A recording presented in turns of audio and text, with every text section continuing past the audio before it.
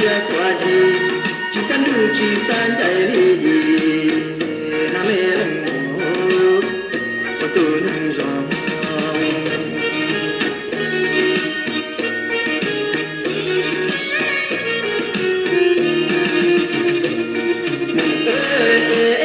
tao mua qua tu du, qua tao mua tu là đấng có gì, qua tao mua tu thấy có gì, chuyện tao tu qua qua tao, là tu nâng rong lê, tu nâng rong gà.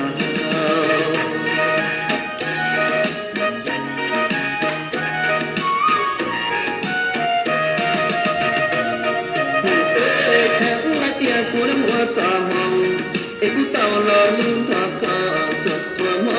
Tuan katia, những chiếc phụ có nhỏ xì, thế nào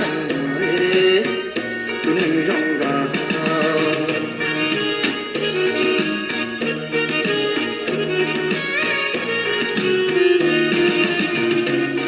Nông bê tu ôm đi nâng dinh dinh lưu lì cò, la tu đơ đơ mò mò, cò hay lũ là lơ mi nhà, em lên tùy theo nhà có tu ta này. Chứ giờ có tu lưu đã mê lần ấy quay nhỏ tu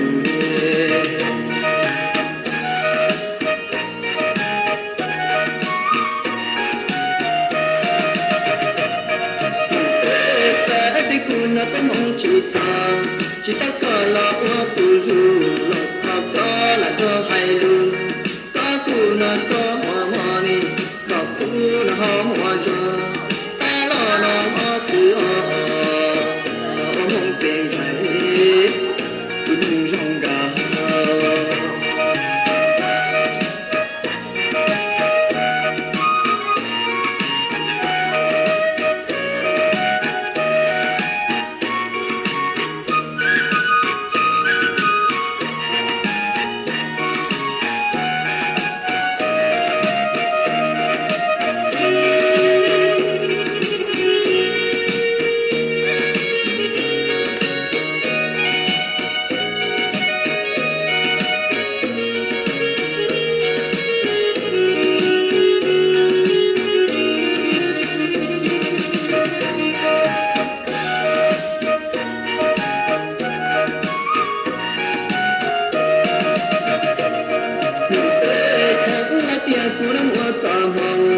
Aku tahu lalu tak kau semua jepun kacian, nyuci buka kau nyuci tenang tuneng jangga.